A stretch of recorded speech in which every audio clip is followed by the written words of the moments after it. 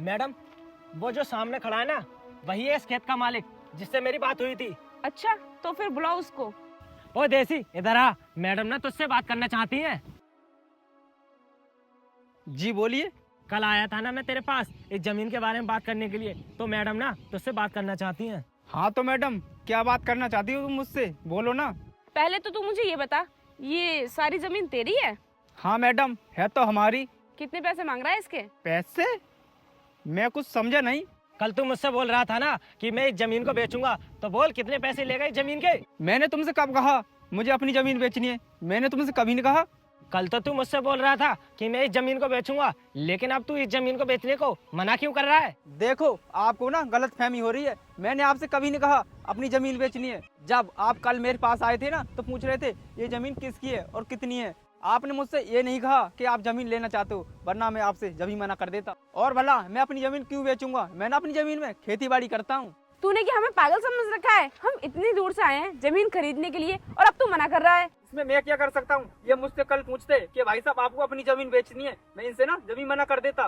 अरे मैम, मुझे ना कोई गलत फहमी नहीं हुई है। कल मेरी इससे बात हुई थी कि ये जमीन बेचेगा, अब ये मना कर रहा है, तो इसमें मैं क्या कर सकता हूँ? अब तुमने इससे सही से बात नहीं की थी क्या? झूठ बोल रहा है ये।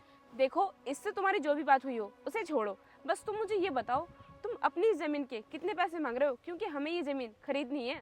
मैं आपसे इतनी देर से और कुछ कह जा रहा हूँ, तो आप यही बात रिपीट कर जा रहे हो। मैंने आपसे कह दिया ना, मुझे अपनी जमीन नहीं बेचनी, जाओ यहाँ से।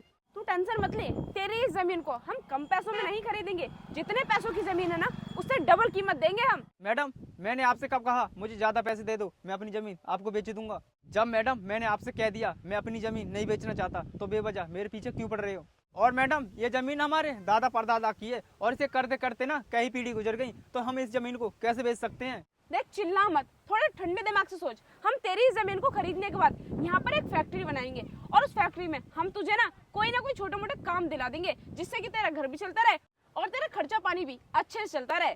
मैडम, आपके कहने क्या मतलब है? मेरा परिवार भूखा मर रहा है, और जो तुम 5-6 रुपए की बात कर रही हो ना, मेरे साथ चलिए, मैं ना तुम्हें 10 से 15 रुपए दूंगा। तुम ना मेरे घर पे काम करते रहना। तेरी इतनी हिम्मत कि तू मुझे अपने घर पर काम पर रखने की बात कर रहा है? तुझे तो मैं बताती हूँ।